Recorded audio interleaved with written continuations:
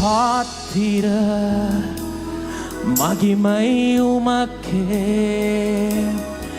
எங்கள் கரங்களை உயர்த்தி உமை என்றும் ஆராதிப்போம். துதிக்கு பாத்திர you deserve all the மகிமை உமக்கே. எங்கள் கரங்களை உயர்த்தி உமை என்றும் கரங்களை உயர்த்தி சொல்வோமா. நீ பெரியவர், அற்புதங்கள் செய்பவர்,